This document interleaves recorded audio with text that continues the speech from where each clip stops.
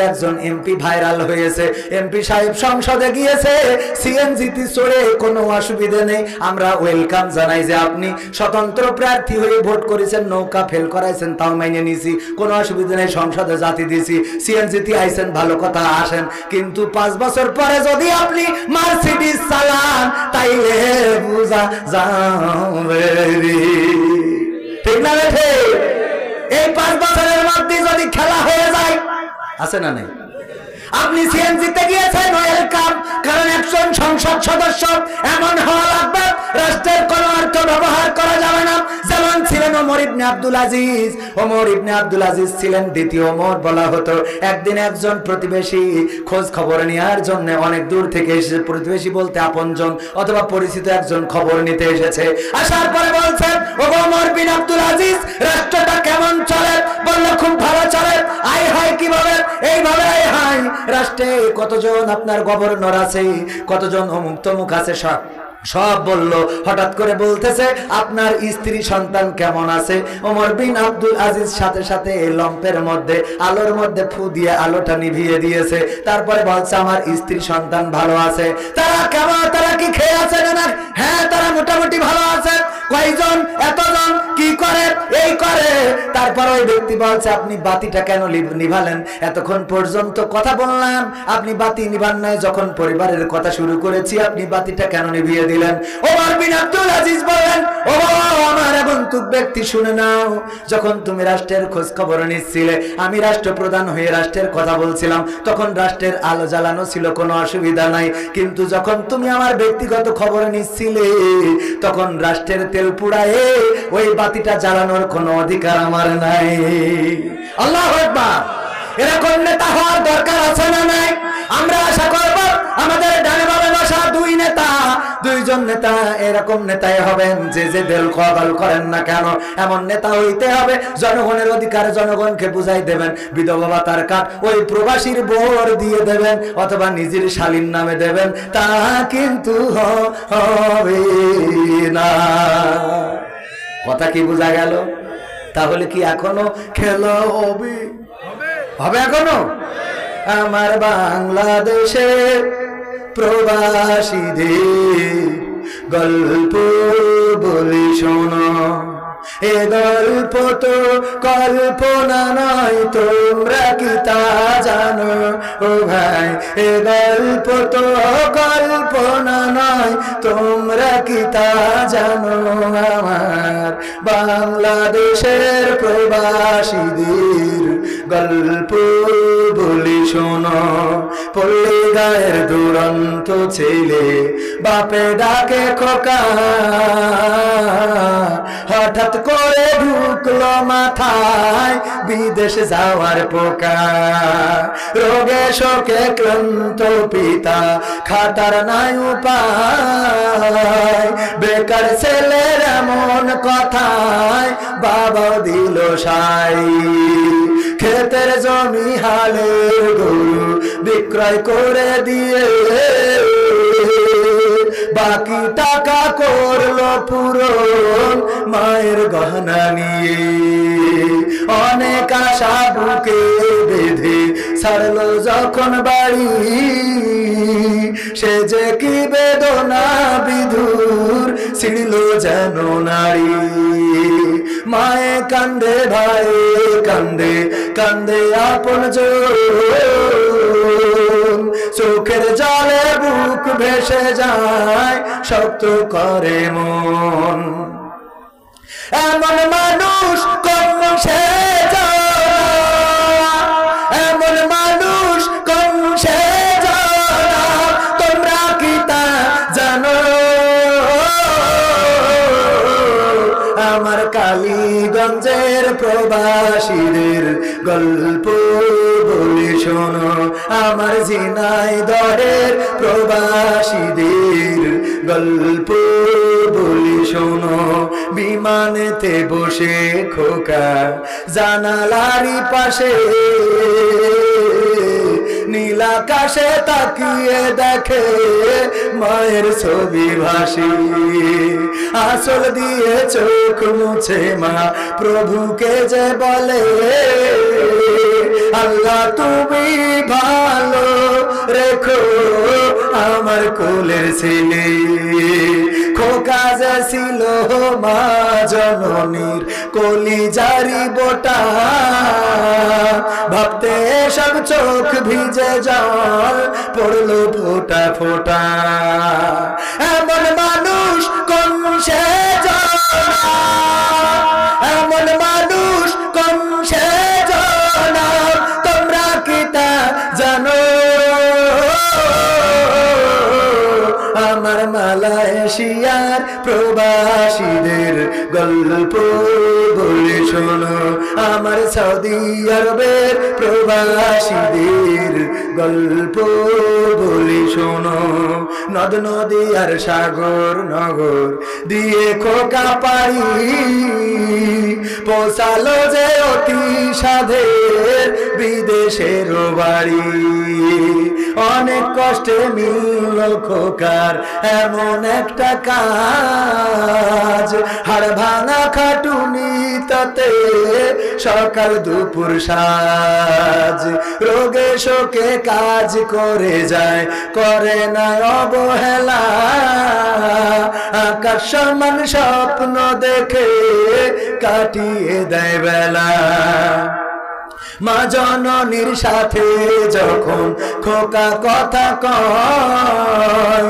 বলে বাবা কেমন আছো জানতে ইচ্ছা হয় মা গো আমি ভালো আছি মা গো আমি ভালো আছি দুঃখ নেই তো কোনো আমার দামোদরপুরের প্রবাসীদের গল্প বলে শোনো আমার কালীগঞ্জের প্রবাসীদের গল্প বলে শোনো হঠাৎ করে বাবা বলে টাকার যে দরকার তোর মায়েরই বড় অসুখ দেখাবো ডাক্তার চিন্তায় আমার বাড়ছে আবার তোর বোনেরই নিয়ে দিনে দিনে হচ্ছে বড় দিতে হবে বিয়ে তোর ভাইয়েরই লেখা পড়ার খরচ বেড়ে গেছে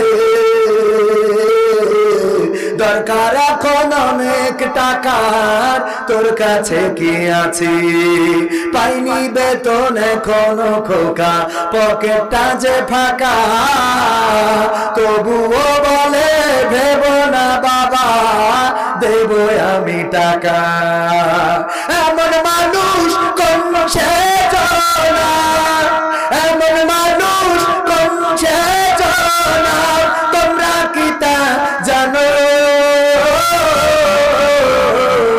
আমার বাংলাদেশের প্রবাসীদের গল্প বলি শোনো আমার মালয়েশিয়ার প্রবাসীদের গল্প বলি শোনো দিন মাস গুনে খোকা এখন পৌঁছালো বছরে করতে হয় কাজ এখন যে তার 10 তলার উপরে হঠাৎ করে কি হতে কি যেন হয়ে গেল 10 তলারই উপর থেকে খোকা পড়ে গেল আকাশ সমান স্বপ্নগুলো আকাশে গেল উড়ে দেহ থেকে প্রাণ পাখিটা গেল যে ভাই ছিড়ি বন্ধুরা যে এসে দেখে রক্তে তর তর নিথর দেহ পড়ে আছে জমিনের উপর এমন মানুষ কোন সে জানা এমন মানুষ কোন সে জানা তোমরা কি তা জানো আমার কালীগঞ্জের প্রবাসীদের গল্প বলে শোনো আমার ঝিনাইদহের প্রবাসীদের গল্প বলে শোনো পাঠাতে হবে লাশটা দেশে, আপন তো কেউ নাই। বন্ধুরা সব মিলে মিশে করলো এ কাজটাই। শুনে খবর মা জননীর সে কি আহাজারি, মার কান্দনে আকাশ বাতাস হচ্ছে যে ভাই ভারী। অবশেষে খোকার কফিন পৌঁছালো যে বাড়ি, ভাই বোনার গায়ের স্বজনের সে কি আহাজারি। মা জননীকে দে বলে ওরে আমার ছেলে, বিদেশ থেকে কোন দেশে তুই গেলি আবার চলি। মাগো আমি সুখানিতে, মাগো আমি সুখ কিনিতে জীবন দিছি জানো। আমার দামোদরপুরের প্রবাসীদের গল্প বলে শোনো, এ গল্প তো কল্পনা নয়, তোমরা কি তা জানো ও ভাই? এ গল্প তো কল্পনা নয়, তোমরা কি তা জানো? আমার কালীগঞ্জের ওই প্রবাসীদের গল্প বলি শোনো। প্রবাসীদের জীবনের সমস্ত কথা আমি এই একটা গান দিয়ে বলে দিলাম। যারা প্রবাসে থাকার পরে স্বামীর টাকা নষ্ট করে, ওখানে কত কষ্ট করে। ঈদের দিনেও আমার একজন ব্যাংকের অফিসার পরে দেখি প্রবাসীরা পয়লা জামা কাপড় গায়ে দিয়ে ময়লার প্লেট পলিথিন প্লাস্টিক নিয়ে দাঁড়িয়ে আছে। ওরা দাঁড়িয়ে আছে, সবাই শুধু হাতের দিকে তাকায় যে কোন ব্যক্তি পকেট থেকে বের করে কিছু হাদিয়া দিবে। যে প্রবাসী মানুষ এই রোদে দাঁড়িয়ে আছো, নাও কিছু হাদিয়া দিলাম, এই হাতের দিকে তাকায়। ঈদের দিনেও যারা কষ্ট করে, পরিশ্রম করে, মাথার ঘাম পায়ে ফেলে। কয়েকদিন আগে কাতারে গেলাম, যাওয়ার পর একজন প্রবাসী এসে বলছে, হুজুর গো আপনার সাথে আমি একটা ছবি তুলবো। আমি বললাম আপনি উঠান, আমিও আপনার সাথে একটা উঠাবো। বলছে না হুজুর আমি আপনার সাথে উঠাবো, কিন্তু আপনি আমার সাথে উঠাতে পারবেন না, আপনি উঠাবেন না, এটা আমার দাবি। বললাম কেন? বললো হুজুর আমার দিকে তাকিয়ে দেখেন কি অবস্থায় আছি, এটা যদি আপনি ছেড়ে দেন আপনাকে অনেকেই চেনে, এই ছবিটা আমার পরিবারের কাছে পৌঁছে যেতে পারে, আমার পরিবার দেখলে কষ্ট পাবে। আসলে ওই মানুষটার গায়ে যে জামা ছিল, আমাদের দেশের ফকিরেরাও এত ছেঁড়া জামা গায়ে দেয় না, পরনে যে প্যান্ট ছিল আমার দেশের নায়িকারাও এত ছেঁড়া প্যান্ট পরে না, এত ছেঁড়া প্যান্ট যে আমার দেশের নায়িকারাও পরে না। এই দেখেন এই চেয়ারম্যান হাসছে, ছিঁড়া প্যান্ট নায়িকারা পরে না। ভাইয়েরা আমার, এই জন্য প্রবাসীরা টাকা পাঠায় দেশের অর্থনীতিকে শক্তিশালী করার জন্য। সুতরাং সেই প্রবাসীদের টাকার যত যত ব্যবহার হওয়া দরকার, আজকালকার নারীরা সেটা তো করে না, বরং টাকা কালীগঞ্জের ব্যাংকের তো তুলে ভানাসি ব্যাগ একটা নিয়ে কসমেটিক্সের দোকানে যেয়ে বলে আইসি, কয় ভাবি এতদিন পরে কয় দেখো তোমার ভাই এতদিন টাকা পাঠাইল না, এই জন্যই আসতে পারিলাম নারী। আছে না নাই? আমি গেলাম ফেয়ার এন্ড লাভলি কেনার জন্য 12 বাজার, কসমেটিক্সের দোকানদার বলছে হুজুর অরিজিনালটা নেবেন না, ডুপ্লিকেটটা। বললাম আজ করি টাকা তো একবার কম পাইনি, আপনি ভালোটাই দেন। হঠাৎ করে দুইটা মহিলা এসেছে, বলছে হুজুর একটু সাইড দেন। তা বলছে আমার ফেয়ার এন্ড লাভলি দেন, আমি নিয়ে চলে যাই। তা বলছে আপনি ফেয়ার এন্ড লাভলি মাখবেন কনে, সারামুখী তো দাড়ি। আমি বলছি দাড়ি নাই, আমার উঠেছে, আমার বোর তো উঠিনি। আমার বউ না হয় মেঘ পান, আমি একটু খাইয়ে দেখ পানে, এত মাখলাম পরিষ্কার হইলাম না। ফেয়ার এন্ড লাভলি যদি পরিষ্কার বানাইতে পারে তাহলে আফ্রিকায় যাইয়ে বেসো। কথা কয় না? ফেয়ার এন্ড লাভলি আফ্রিকায় বেচার দরকার আছে না নাই?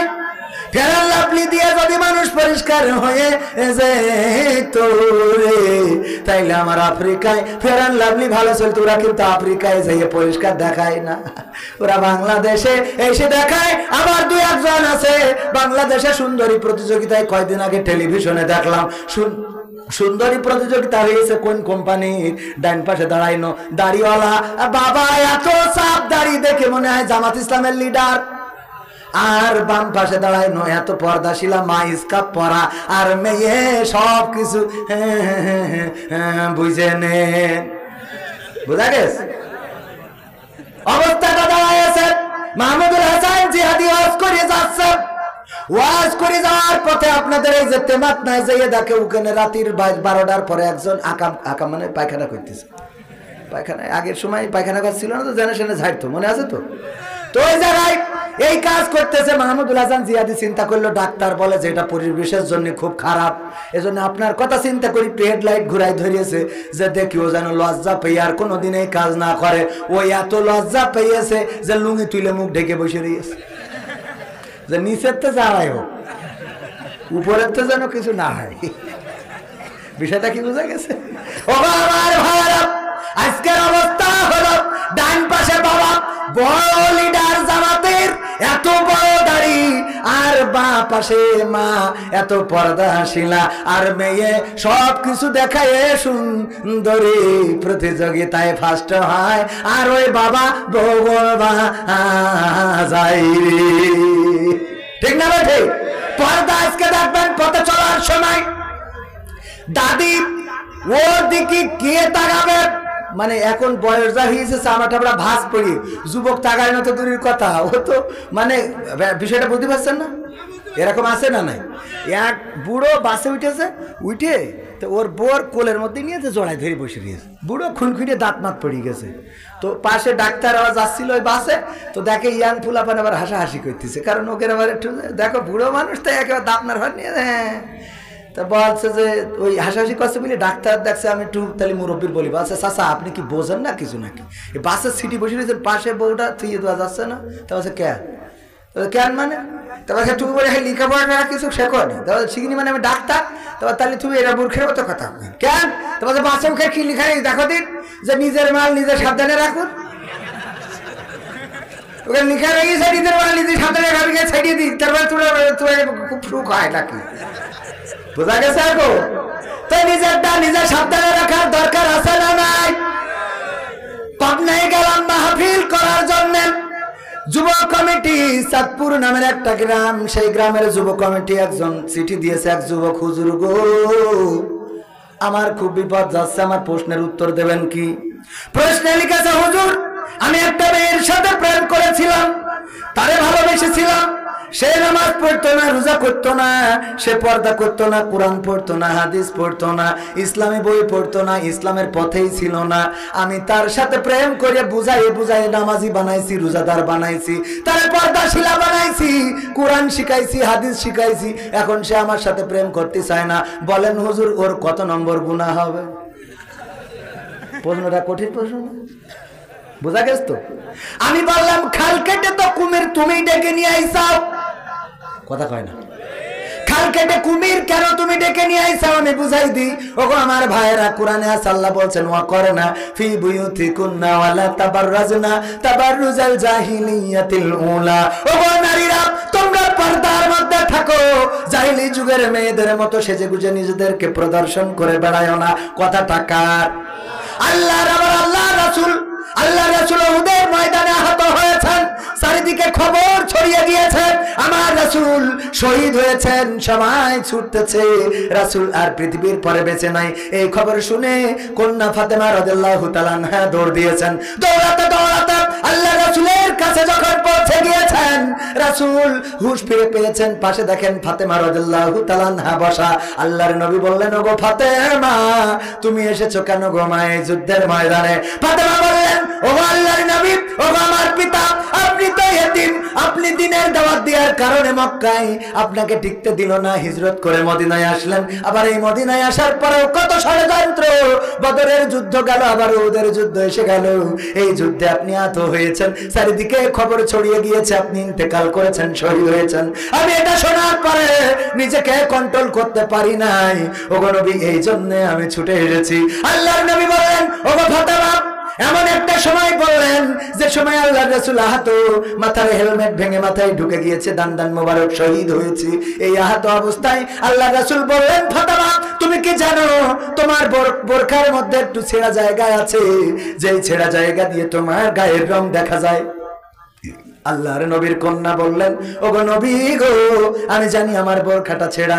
আমি যখন মসজিদে নববীর কাছ থেকে আমার বাড়ি থেকে উহুদের প্রান্তরে রওনা হয়েছিলাম, তখন আমি ছেঁড়া জায়গাটা মুঠ করে ধরে নিয়ে এসেছিলাম। ওগো রাসূল, আমার এই ছেঁড়া জায়গা দিয়ে পৃথিবীর কোন মানুষ আমার গায়ের রং দেখতে পারে নাই। আল্লাহর নবী বললেন, ওগো ফাতেমা শুনে নাও, যদি তোমার এই ছেঁড়া জায়গা দিয়ে, তোমার বোরখার ছেঁড়া জায়গাটা দিয়ে তোমার গায়ের রং কেউ দেখে ফেলতো, পৃথিবীর কোন বেগানা পুরুষ যদি দেখে নিত, আমি আল্লাহর নবী পরকালের ময়দানে তুমি আমার কন্যা এই পরিচয়টা দিতাম না।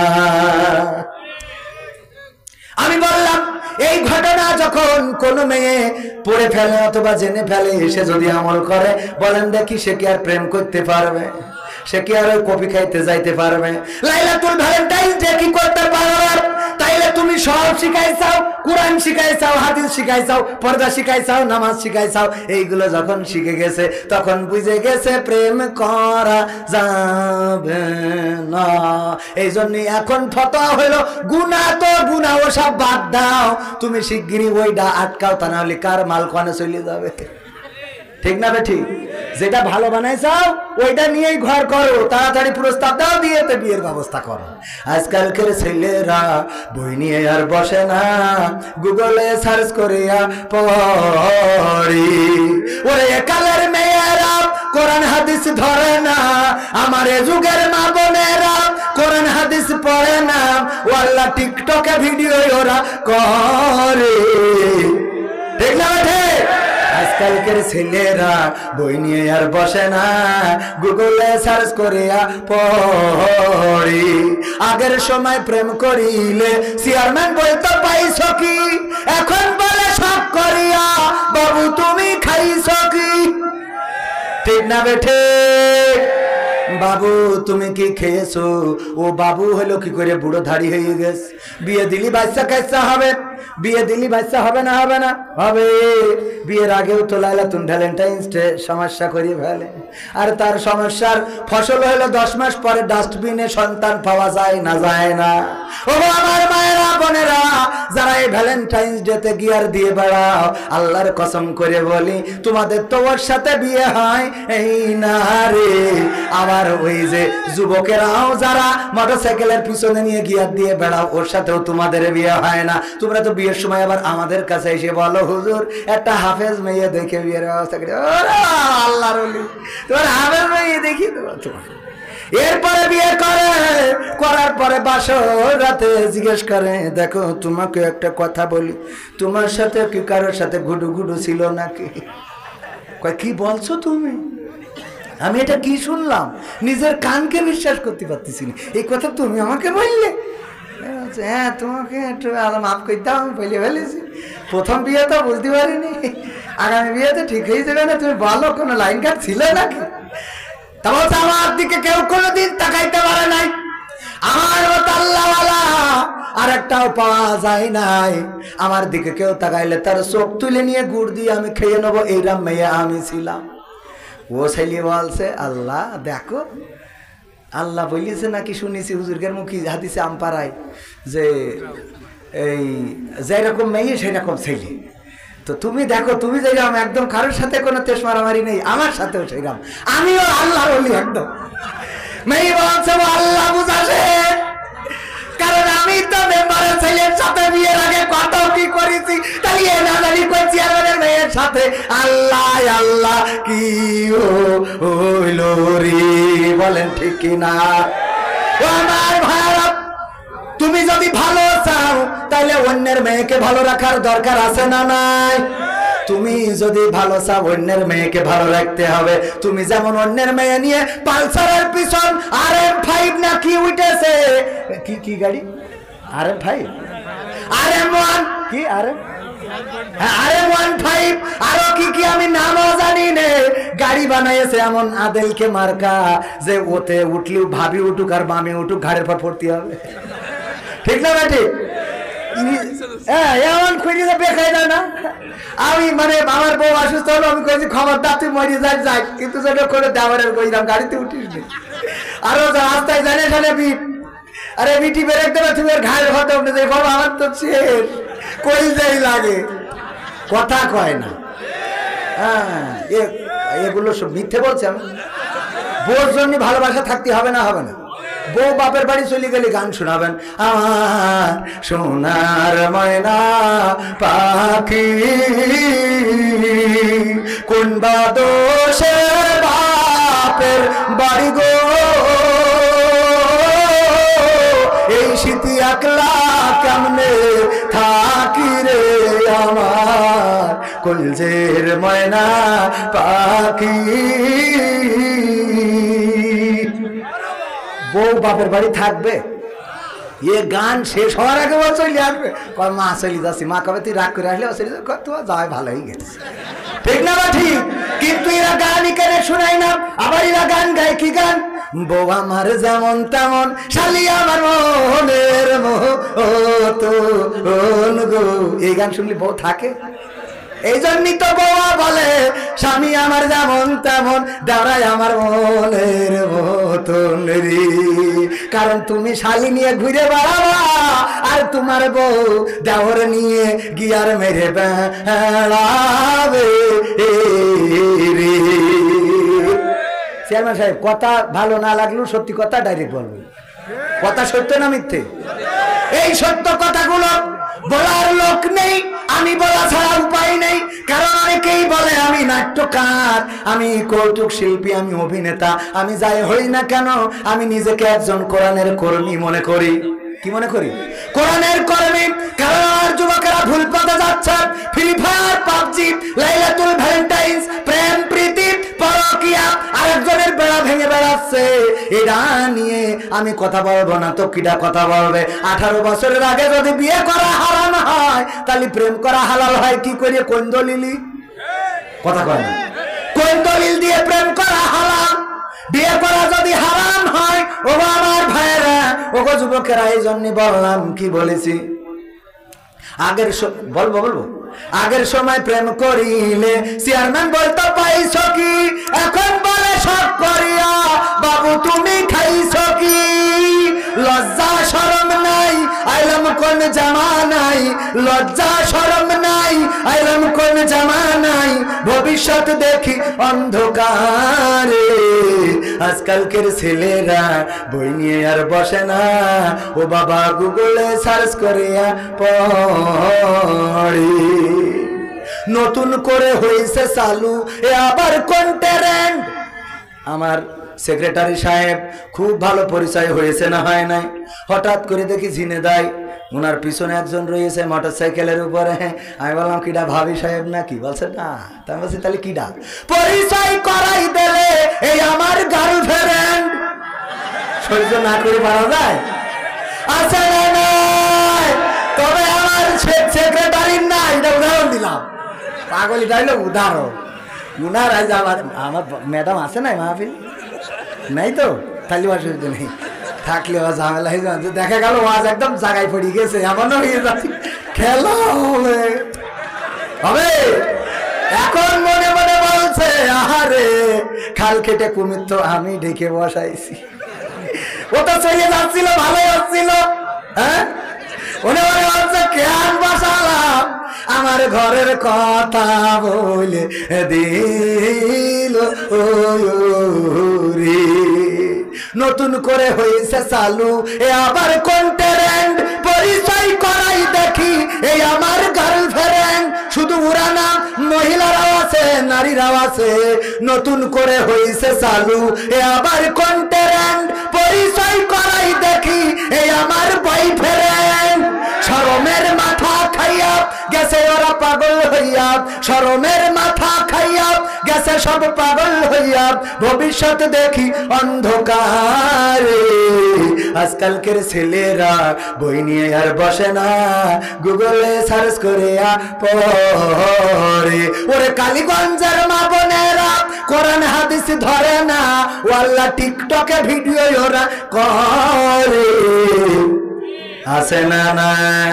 শুধু ওরা না, টিকটকে ভিডিও শুধু ওরা করে না, আমারও কিছু যুবক আছে কুত্তা কাটিং দেওয়া ছেলে পিলে, চুল রেখেছে এমন গুড়ার লেজের মতো করে, আবার কালার মেরিয়েছে, কিছুই কেনে লালি কেনে সাদা, এইসব করে মোটরসাইকেল একখানা করে দাঁড় করাই দিয়ে তারপরে ভিডিও করতেছে, হ্যাঁ তুমি যদি আসো আমারে ভালোবাসো তাইলে, মানে আরেকজন গেইছিস ওইটার সাথে মিলাচ্ছে। এরকম কুলাঙ্গার আছে না নাই? আমি যে হরান দিচ্ছি বাজা হুজুর থামান, আগে ভিডিও হবে তারপর হবে। আছে না নাই?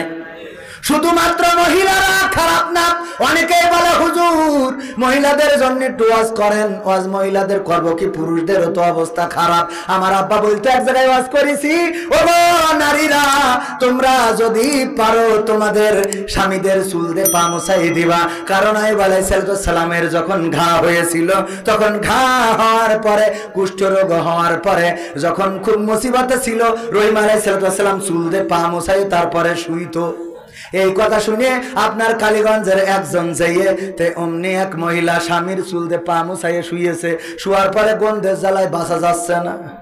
কের গন্ধ? দুর্গন্ধ। কিসের দুর্গন্ধ? পায়খানার গন্ধ। এই পায়খানার গন্ধ কোথা থেকে আসে? এত দুর্গন্ধ। তাড়াতাড়ি করে আলো ধরালো, কারেন্ট ছিল না, হেরিকেনের আলো ধরায় খুঁজতেছে যে পায়খানার গন্ধ কনতে আসছে।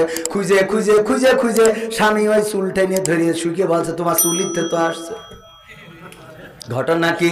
কয় ঘটনা কি বলতে পারবো না। দামোদরপুর যে ওয়াজ হইলো, ওই ওয়াজে হুজুর বলল যদি কেউ তার স্বামীর চুল দিয়ে পা মুছাইয়ে দেয়, তাইলে যত চুল তার মাথায় আছে সম পরিমাণ সওয়াব হবে। এইটা শুনে আমি একটু আমল করে শুয়েছি। তোমার চুল দিয়ে খালি পা মুছাইয়ে শুয়েছি, তেজ পাড়া তো কেন গেছে কেন? কারণ হলো মোড়ের মাথায় দোকানের সামনে বসে তাস খেলছিল টাকা দিয়ে, তাইলে ওইটা কি তাস থাকলো না জুয়া? জুয়া। এই জুয়া যখন খেলতেছে, হঠাৎ করে পুলিশের গাড়ি একটা করতে করতে যাইয়েছে, অমনি সব ফেলাই থুয়ে দৌড়তেছে, জুতো পায়ে দেওয়ার টাইম পায়নি, বারবার নিচে দিয়ে গিয়েছে, কিডা ঝাড়ে থুয়েছে, ওই চটকায় দিয়ে শুয়ে দিয়ে চুপচাপ, আর ওইটা মুছাইতে শুয়েছে। এই হইল অবস্থা। এখন পরের দিন যখন বাড়ি যাচ্ছে, হুজুর বলছে হুজুর শোনেন, ওয়াজ করে বললেন যে ও নারীরা চুল দিয়ে পা মুছাই দিবা স্বামীদের, এটা ভালো কথা। এই কথা বলিছেন, আমরা মেনে চলবো, ঠিক আছে, কিন্তু একটু বলবেন সামনে যে পুরুষ স্বামীগুলো থাকে, ওরা যেন টিউবওয়েলের পাড়া ধুয়ে তারপর শুই, কারণ এদের পায়ে তো চুল দিয়ে মুছাইনোর কায়দা নেই। ঠিক না বেঠে? আমাদের কলেজের এক শিক্ষক ছিল, বলতেছে তার চাচি, তার এক চাচা অভিযোগ করেছে ভাতিজার কাছে যে দেখ ভাতিজা, তোর চাচি আমার একটু কিস করতে দেয় না। মানে ইংরেজিতে বললাম, এটা লজ্জার বিষয়, এটা লজ্জার কথা। চাচা তো অভিযোগ করলো, চাচি মানে দূর সম্পর্কের চাচি, আমার কলেজের সহকর্মী, উনি আমার সাথে বলতেছে, বলছে বরিশালে বাড়ি, বলছে আমার চাচি যখন অভিযোগ করলো, চাচা সমবয়সী, আমি বললাম চাচা এই কি, এই চাচা যখন অভিযোগ করেছে চাচির এই কথা বললাম, চাচি এরকম কেন, এরকম ডিস্টার্ব কেন? চাচি বলছে ওরে আল্লাহ কোশ্চেন, তোর চাচা বিড়ি খেয়ে খেয়ে মুখটা এমন দুর্গন্ধ করেছে যে পাশার কাছে মুখ নিয়ে যাবে, তার মুখের কাছে না। আছে না নাই? তাহলে কি বিড়ি খাওয়া যাবে? এই জন্য পুরুষরা আগে ভালো হওয়ার দরকার আছে না নাই? পুরুষরা ভালো না হলি নারীদের ভালো করব কি করে রে? আমি আধা ঘন্টা কথা বলতে চাইলাম, কিন্তু 1 ঘন্টা হয়ে গেছে। আর রাত না করি, কারণ সবাই ঘুমাতে হবে, আবার ফজরের নামাজ পড়া লাগবে। আর শেষ ওই আয়াতের শেষ অংশটা বলে দিই, প্রথম অংশ মনে আছে কিনা? ততক্ষণ পর্যন্ত আল্লাহ বলছে ভয় করো, যেমন ভয় করা উচিত, তার মানে হলো দিনের আলোতেও দেখেন কে, রাতের অন্ধকারে দেখেন কে, 14 ফেব্রুয়ারি দেখেন কে, 21 ফেব্রুয়ারি দেখেন কে, আবার যদি কেউ লাইলাতুল কদরে ইবাদত করে সেটাও দেখেন কে। যদি লাইলাতুল কদরে কেউ ইবাদত করে আর লাইলাতুল ভ্যালেন্টাইন্স ডে কেউ ইবাদত করে, দুইটাই সমান নাকি? দুইটার জন্য বাটাম আছে না নাই? কথা কি বোঝা গেছে? তার মানে আল্লাহ দেখানোর জন্য রাত জাগবেন, সেই রাত জাগাটা যেন আল্লাহর জন্য হয়, কোনো মানুষের জন্য যেন না হয়। রাত জেগে জেগে আপনি চিঠি লিখলেন, মেসেজ করলেন, চ্যাটিং করলেন, ব্যাটিং করলেন, এটার জন্য একটা ফল পাওয়া লাগবে। আর যদি তাহাজ্জুদ পড়েন, রাত জেগে যদি ইবাদত করেন, আল্লাহর কাছে উঠে যদি কাঁদতে পারেন, ওগো আল্লাহ আমি বড় কষ্টে রয়েছি, ঋণগ্রস্ত আছি, অভাবগ্রস্ত আছি, ওগো আল্লাহ তুমি অভাব দূর করে দাও। ওগো আমার ভাইরা, আল্লাহর কসম করে বলি, আমার বাবা যেহেতু এই অঞ্চলে এসেছিলেন, জীবনের শেষ মাহফিলটাও ছিল আপনার অঞ্চলে, আমি একটু বাবার কথা যদি 5টা মিনিট বলি কষ্ট হবে নাকি? বাবার কথা তো বলি না, কারণ বাবার কথা বলার জন্য আসি না, কিন্তু এখানে বলতে চাই এই জন্য, যখন উপস্থাপনা করছিল তখন আমার কলিজাটা ফেটে যাচ্ছিল। এই মঞ্চে, এই স্টেজে, এই চেয়ারে আমার বাবা একদিন ওয়াজ করে গিয়েছেন। আমার আব্বার জীবনের সর্বশেষ মাহফিলটা ছিল, সেই মাহফিলে আল্লাহ রাসূলের একটা হাদিস বলেছিলেন। আল্লাহ রাসূল নামাজ শেষ করে মুখটা ঘুরিয়ে দিলেন, দিয়ে বললেন, ওগো আমার সাহাবীরা, তোমরা বলো দেখি মৃত্যুকে কে কিভাবে চিন্তা করো? একজন সাহাবী বললেন, ওগো রাসূল, আমি চিন্তা করি আজকে ফজরের নামাজ আদায় করেছি, আগামী কালকের ফজরের নামাজ আমার কপালে আর নাও জুটতে পারে। আল্লাহর নবী বললেন, তুমি তো বড্ড দুনিয়াদার, তোমার তো দুনিয়ার চিন্তা বেশি। আল্লাহ রাসূলের একজন সাহাবীকে বললেন, তুমি বলো তুমি দুনিয়াকে কেমন ভাবে চিন্তা করো? ওই সাহাবী বললেন, ওগো রাসূল, আমি চিন্তা করি আমি আজকে জোহর আসরের নামাজ আদায় করেছি, আমার কপালে আর মাগরিবের নামাজ নাও জুটতে পারে। আল্লাহ রাসূল বললেন, তুমিও তো দুনিয়াদার, তোমার দিয়েও হবে না। আরেকজন বলো দেখি, আরেকজন দাঁড়িয়ে বলল, রাসূল গো, আমি চিন্তা করি আজকে মাগরিবের নামাজ আদায় করলাম, ফরজ নামাজ আদায় করা হয়ে গেছে 3 রাকাত, আর 2 রাকাত যে সুন্নাত পড়ব, এই সময়টাও আমি আর নাও পাইতে পারি। আল্লাহ রাসূল বললেন, তুমিও তাদের থেকে মোটেও আলাদা নও, আলাদা নও। ওগো আমার সাহাবীরা, তোমরা এমন চিন্তা কেন করো না?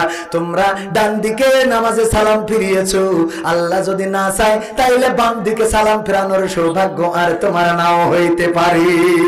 এই ওয়াজটা ছিল আমার আব্বার জীবনের শেষ ওয়াজ, শেষ রাতের ওয়াজ। আপনার পাশে বেতুলি গ্রামে যে রাস্তা দিয়ে যা আসছিলাম, মনে হচ্ছিল হয়তো শেষ ওয়াজ করে ওই মাই রাস্তা দিয়েই আমার আব্বা শেষ দিনটা ফিরে গিয়েছেন। যখন কালীগঞ্জ দিয়ে যায় 12 বাজারের সামনে গেলেই ওই জায়গায় রাস্তাটার কথা মনে পড়ে যায়। এই রাস্তাটায় আমার আব্বা পড়েছিলেন, রক্তের দাগ দেখেছিলাম, লাল রক্তগুলো রৌদ্র তাপে কালো হয়ে গিয়েছিল। শুধু তাই নয়, যখন আমি কালীগঞ্জ থানাতে গিয়েছিলাম, আর কোনোদিন ওই থানার চত্বরে যায় নাই, কোনোদিন ওই থানার কাছে আমি যাই নাই, কারণ ওই থানার চত্বরটা এখনো হৃদয়ের চোখ দিয়ে দেখি। যেই বাবা আমার মাইকের আওয়াজ, এত কণ্ঠস্বর শোনা যেত, এত সুন্দর করে ওয়াজ করতো, সেই বাবার কণ্ঠটা থেমে গেল। আমি বাড়ি থেকে যখন রওনা দিয়েছিলাম, বারবার অনেকেই বলছিল যে মাস্টার আব্দুল সামাদ মারা গেছে। আমাকে নিয়ে যে যখন যশোরে লাশের সারিতে আমার আব্বাকে খুঁজছিল, আমার সাথে যিনি ছিলেন নাম নজরুল ইসলাম, আমি তাকে বললাম, লাশের সারিতে কেন আব্বাকে খোঁজেন? একটু কি আহত মানুষদের মাঝে খোঁজা যায় না? হয়তো এখনো বেঁচে আছে, এখনো হয়তো পাওয়া যেতে পারে গো, কেন লাশের মধ্যে খোঁজেন? ওখান থেকে যখন 12 বাজারে আসলাম, আসার পরে দেখলাম রাস্তায় রক্তের দাগ। নিয়ে গেল 12 বাজারের ক্যাম্পে, যে দেখলাম আব্বার ভাঙা মোটরসাইকেলটা পড়ে আছে। সেই মোটরসাইকেলটা মারা যাওয়ার মাত্র 2-3 মাস আগে কিনেছিলেন, সেই শখের মোটরসাইকেলটা ভেঙে পড়ে আছে। বললো একটা থানার সামনে গেলাম, শীতের দিন, জানুয়ারি মাসের 5 তারিখ। দেখলাম গায়ে দেয়া শীতের চাদরটা দিয়ে লাশটা বাঁধা, রক্তাক্ত শরীর, কান দিয়ে রক্ত বেয়ে বেয়ে পড়ছে। আব্বা বলে ডাক দিলাম চিৎকার করে, আর কোনো আওয়াজ দিল না। সেই থেকে আজ পর্যন্ত আব্বার মতো ছায়াটা পাইলাম না। আব্বাকে হারালাম, কত কষ্ট, যারা বাবা হারিয়েছে তারা জানে বাবার ছায়াটা কত বড়। এই হাত দিয়ে ঢাকা গার্মেন্টসে কাজ করেছি, পরিশ্রম করেছি। এই হাত দিয়ে যখন আমি কলেজের বেতন পরিশোধ করতে পারি নাই, এক হোটেলে গেলাম 30 টাকা বেতনে কাজ করার জন্য। একজন মহিলা আমাকে দেখে বললেন, তুমি থালা বাসন মাজবা, এটা তো হয় না, তুমি দাঁড়িয়ে থাকো, আমি মেজে দিই। বিকালবেলা 30 টাকা নিয়ে তুমি চলে যেও। আমার মা কলেজের ফিটাও দিতে পারেন নাই। আমি ঢাকা গার্মেন্টসে কাজ করেছি, মালয়েশিয়াতে জব করেছি, 2 হাতে পরিশ্রম করেছি। আল্লাহর কাছে একটা ফরিয়াদ করতাম, ওগো আল্লাহ, তুমি আমাদের একটা ঋণ মুক্ত জীবন দিও, একটা সম্মানের জীবন দিও, একটা ইজ্জতের জীবন দিও। তোমার কাছে কোনো চাওয়া নাই, কোটি টাকার মালিক হতে চায় না, বড় প্রাসাদ থাকবে চায় না, অনেক অর্থওয়ালা হবো এটা চাই না। তোমার কাছে চাই একটা সম্মানজনক জীবন দিও। চাইলাম কার কাছে? আল্লাহর কাছে। দিয়েছে না দেয় নাই? আল্লাহর কাছে চাইলাম, আল্লাহ দিল। এটা শুধু আমার স্মৃতিটা আপনাদের সামনে বললাম। শুধুমাত্র যুবকেরা যারা ভুল পথে যাও, যারা খারাপ পথে যাও, আল্লাহকে ডাকো, আল্লাহকে খোঁজো, আল্লাহকে পেয়ে যাবা। আল্লাহ রাব্বুল আলামিন যদি তোমার জন্য হয়ে যায়, পৃথিবীর আর কোনো কষ্ট তোমার থাকবে, পৃথিবীর কোনো ব্যথা থাকবে না, পৃথিবীর কোনো বেদনা থাকবে না। যেমন ছিলেন ইব্রাহিম আলাইহিস সালাম, যখন আগুনের মধ্যে ফেলা হচ্ছে, নিজের আপন পিতাও ওই রশি ধরে টানতেছে রাসূলকে নবীকে ফেলানোর জন্য, ইব্রাহিমকে বাঁচানোর জন্য ফেরেশতারা আসলেন। ইব্রাহিমকে বললেন, ও ইব্রাহিম, যদি অনুমতি দিতে আমরা সাহায্য করতাম। ইব্রাহিম বললেন, না, আমি তোমাদের অনুমতি দিতে চাই না, তার আগে শুনতে চাই, বলো দেখি তোমরা নিজেরা এসেছো নাকি আল্লাহ পাঠিয়েছে? বলল, আল্লাহর কাছ থেকে অনুমতি নিয়ে এসেছি।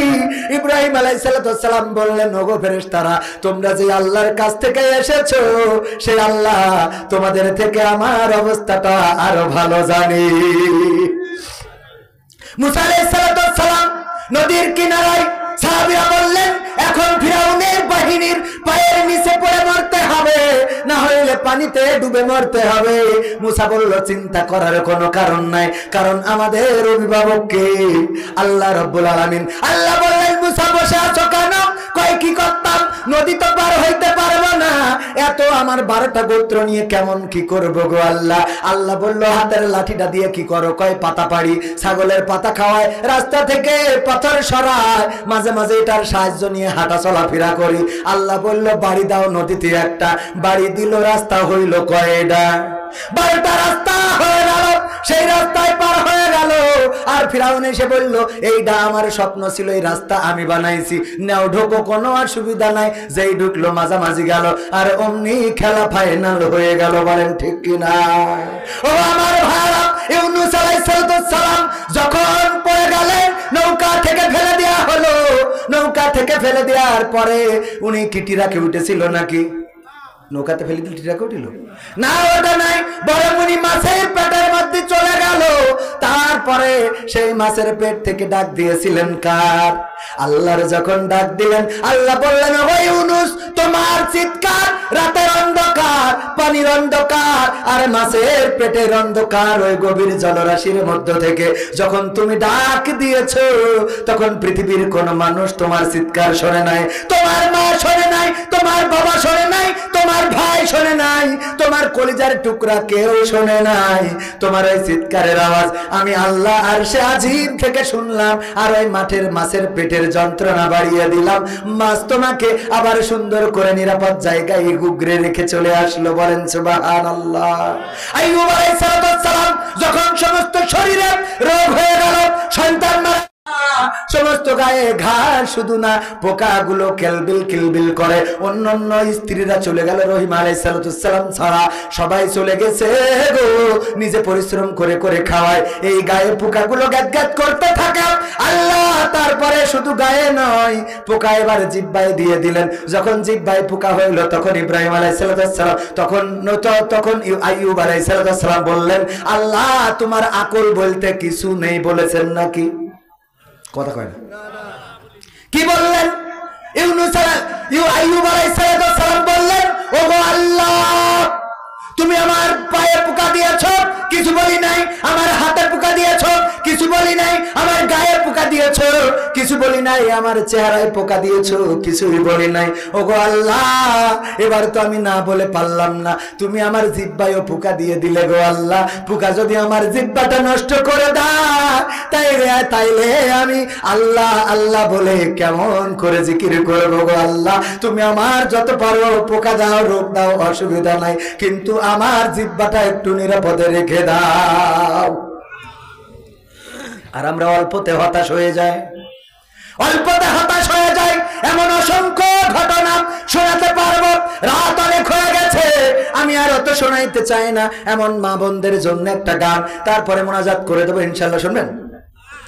শুনে কোন মাটিতে তৈরি রে তুই মা, কোন মাটিতে তৈরি রে তুই মা, একটু কম, কোন মাটিতে তৈরি রে তুই মা, কোন মাটিতে তৈরি রে তুই মা, কত কষ্ট দিলাম তোরে আমি সারা জীবন ধরে, অবধ ছেলে বলে তবু, অবধ ছেলে বলে তবু করলি রে ক্ষমা, কোন মাটিতে তৈরি রে তুই মা, কোন মাটিতে তৈরি রে তুই মা, কোন মাটিতে তৈরি রে তুই মা, কোন মাটিতে তৈরি রে তুই মা, মাটির মতো সহ্য করার প্রবল ক্ষমতা, তবুও তোর ঠোঁটে ঝরে মায়ের মমতা। ঠিক না বেঠি? মাটির মতো সহ্য করার প্রবল ক্ষমতা, তবুও তোর ঠোঁটে ঝরে মায়ের মমতা। তিন ভুবনের স্বর্গ শুধু, তিন ভুবনের স্বর্গ শুধু তুই তো আমার মা, অবধ ছেলে বলে তবু করলি রে ক্ষমা, কোন মাটিতে তৈরি রে তুই মা, কোন মাটিতে তৈরি রে তুই মা,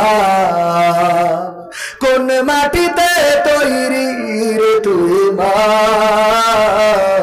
কোন মাটিতে তৈরি রে তুই মা। আবার যদি কখনো মা জন্ম আমি পাই, সব জন্মেই তোর কোলে মা সুখের মরণ চাই। আবার যদি কখনো মা জন্ম আমি পাই, সব জন্মেই তোর কোলে মা সুখের মরণ চাই। আমি মারা যাবার আগে, আমি মারা যাবার আগে মরিস না তুই মা, অবধ ছেলে বলে তবু করলি রে ক্ষমা, কোন মাটিতে তৈরি রে তুই মা, কোন মাটিতে তৈরি রে তুই মা,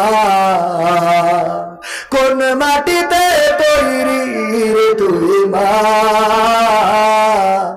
কোন মাটিতে তৈরি রে তুই মা।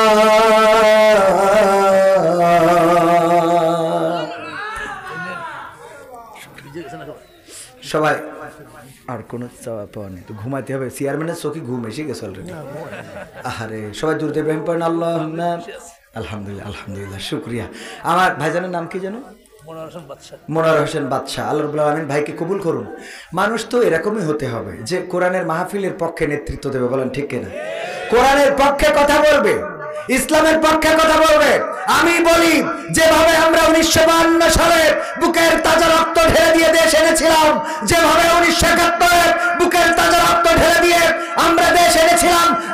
সালে ভাষা এনেছিলাম, একইভাবে যদি কোরআনের জন্য ডাক আসে, কোরআন কায়েমের জন্য যদি আন্দোলনের ডাক দেওয়া হয়, সেই আন্দোলনে শরীর থেকে রাজপথে যদি বুকের তাজা রক্ত ঢালতে হয়, বুকের তাজা রক্ত ঢেলে দেব। রক্তের সাথে সাঁতার কেটে কেটে একটি রক্তাক্ত বিপ্লবী কালেমার পতাকা বাংলার জমিনে উড়াবই উড়াবো। কারা কারা রাজি দেখতে চায়?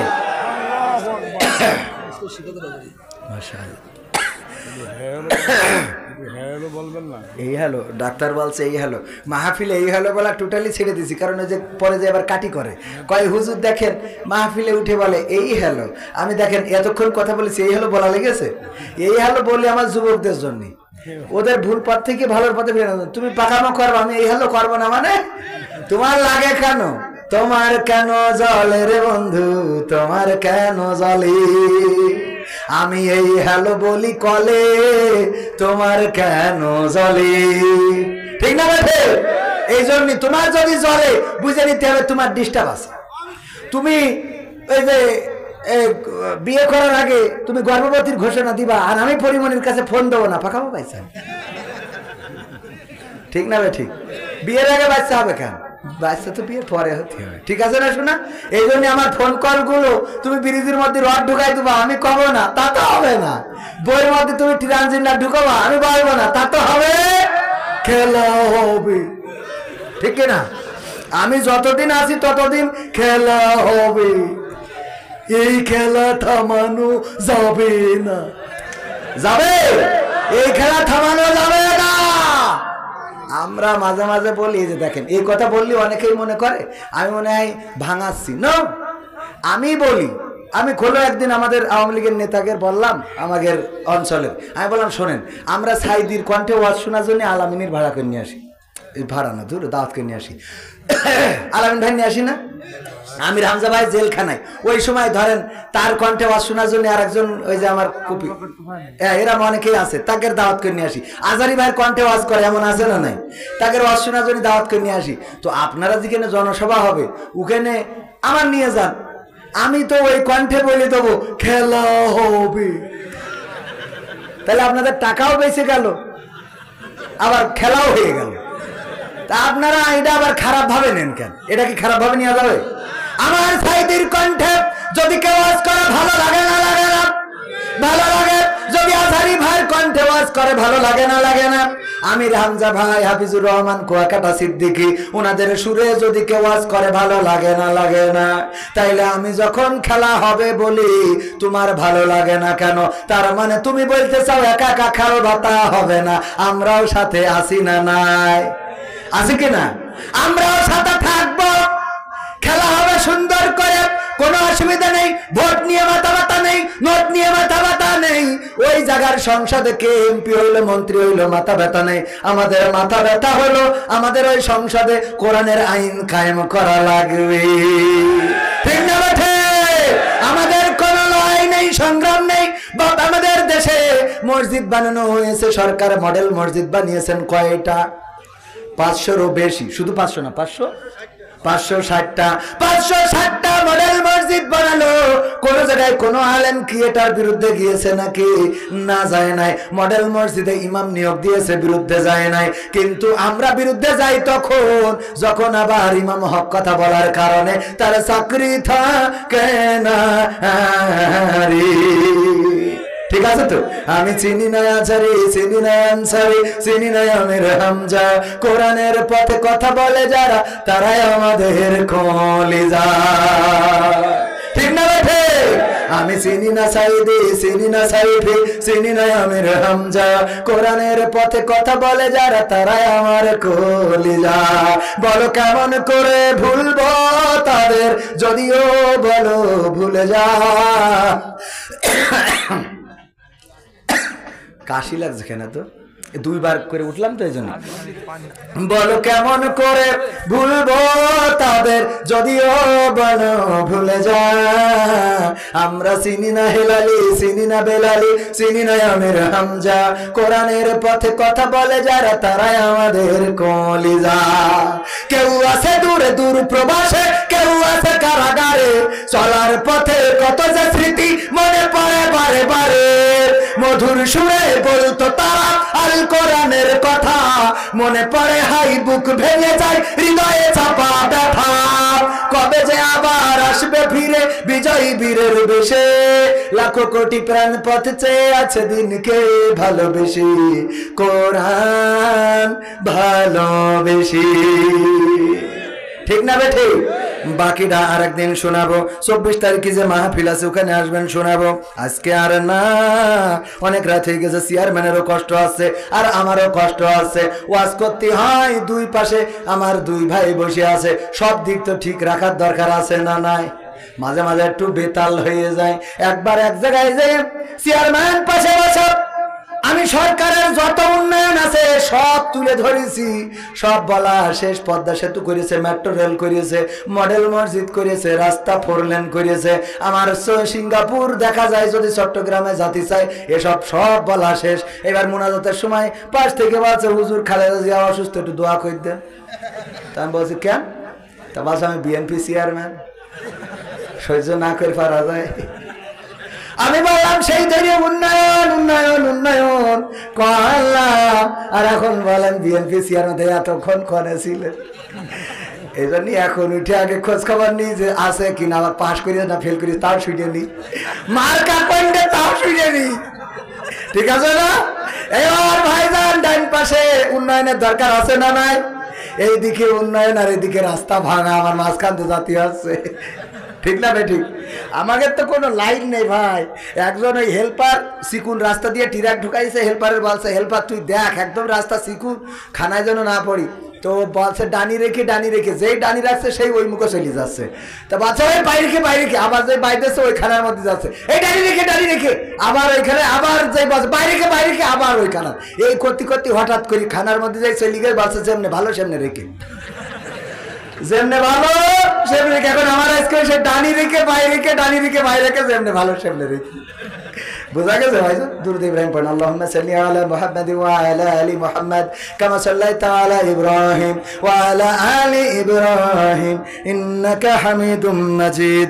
আল্লাহুম্মা বারিক আলা মুহাম্মাদ ওয়া আলা আলি মুহাম্মাদ কামা বারাকতা আলা ইব্রাহিম ওয়া আলা আলি ইব্রাহিম ইন্নাকা হামিদুম মাজিদ। আপনি এলো? ও আচ্ছা ভাইরা আমার, হ্যাঁ। আর এই যে বই আছে, এই বইয়ে সব গান লেখা আছে, 101টা গান। তুমি যার লাগিয়া এমবি ভরো, তার তো বাটন ফোন। ওরে কেমন করে বুঝবে রে সে, কেমন করে বুঝবে রে সে ডিজিটাল তোর মন। তুমি যার লাগিয়া এমবি ভরো, তার তো বাটন। এই গান কেন গাইছি এটা দেখলি বুঝবেন। তারপরে আরো অনেক গান আছে, টাকা নিয়ে গান আছে, কুরবানি নিয়ে গান আছে, রোজা নিয়ে গান আছে, ঈদ নিয়ে গান আছে, প্রবাস নিয়ে গান আছে, মুসলমান নিয়ে গান আছে। এই যে দেখেন আমি মাঝে মাঝে এখানে গান লেখা আছে, মুসলমানে দ্বন্দ্ব করা চলবে না, সীসা ঢালা প্রাচীর হবে কখনো তা টলবে না। কে আমি, কে বিএনপি, কে জামাত ইসলাম, এটা আমাদের নয় পরিচয়, মুসলিম মোর নাম। ঠিক না রে? ঠিক। আজকে কোন দলের ভাগাভাগি আছে? উনি আওয়ামী লীগ, উনি বিএনপি, আমি মাঝখানে আসি নারকেলের কি পিঠে ওর মধ্যে। তো যাই হোক, এইভাবে অনেকগুলো গান সব শোনাবো। কখন? রাতে অনেক হয়ে গেছে, আগামী দিন এসে শোনাবানে। 24 তারিখে আসেন। বাকি যেগুলো আছে এগুলো বই এখানে ক্যামেরাম্যানের কাছে আছে, আপনারা নেবেন। 100 টাকা করে দাম, খুব বেশি নেই। এই মাহফিল শেষ হওয়ার আগে বই শেষ হয়ে যাবে, কিন্তু আপনারা শিখতে পারলে বলে লাভ আছে। হ্যাঁ, কোনটা?